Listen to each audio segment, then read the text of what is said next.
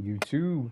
Welcome back to another video. And this one, man, oh man, I really did not want to make this video because it essentially proves, it doesn't prove a point yet. We're obviously still very early in the road to WrestleMania, but the way things are looking right now, this is just looking so slow, bro. It's looking really slow, for being honest. I'm just gonna pull the band-aid off. Yeah, I don't think this shit is happening. I really just don't think this shit is happening. And it's unfortunate because this match has been supposed to be taking place for the last, what, 10 years, I think it was. Well, the match wasn't going to take place 10 years ago, but the story started 10 years ago at the Royal Rumble. So obviously, everyone knows the infamous story, right? It's the 2015 Royal Rumble. Roman Reigns wins. He gets booed out of Philadelphia.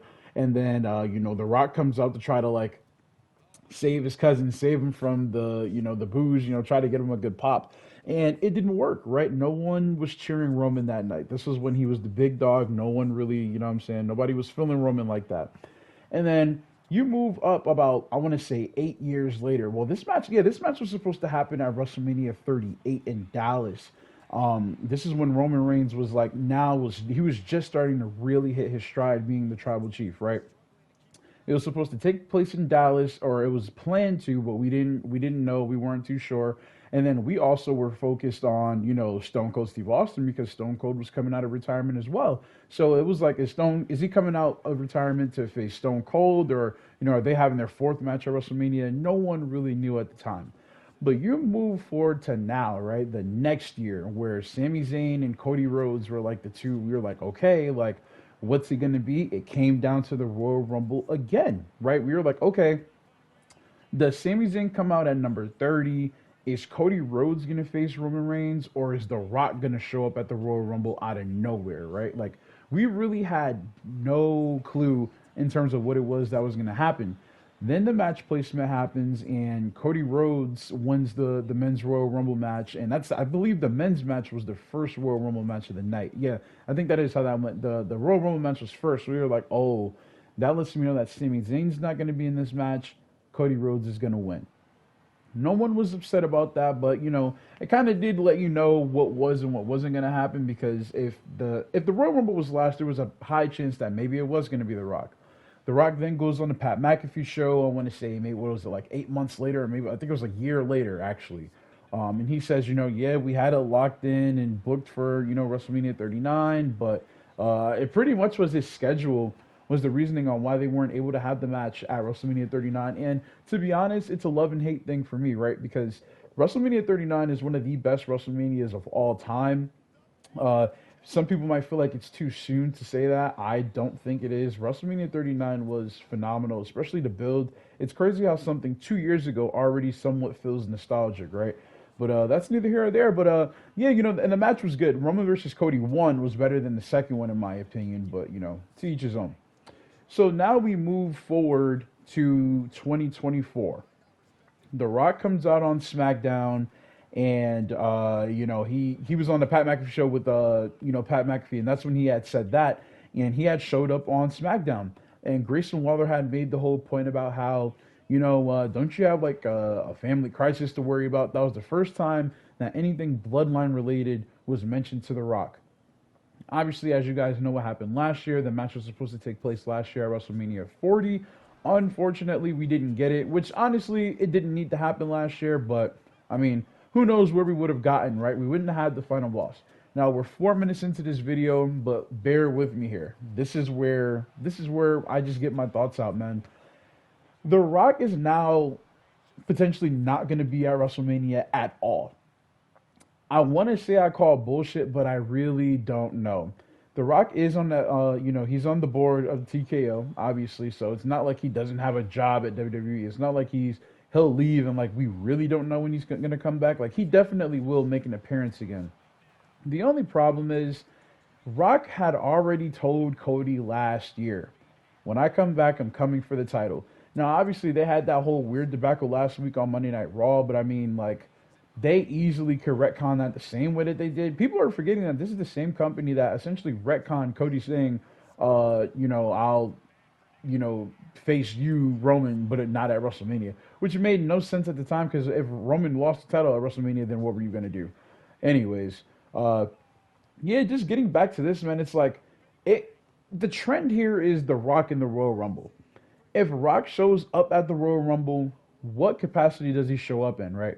I don't know if The Rock is gonna show up at the end of Cody and Kevin Owens match when he inevitably wins the WWE Championship, or he retains the championship rather.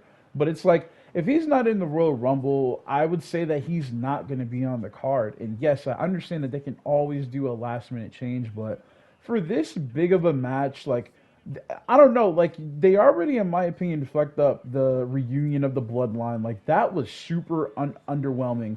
And then you get here where, last week on Monday Night Raw, The Rock is, looking at Roman and, he gives him the Ulafala. They obviously had their stare down and, it was definitely cool to see the stare down happen or whatever. But I mean, I feel like if anything, that was just building us for something that may not even happen. And it's unfortunate to me because I'm like, dude, all we want is this match, right?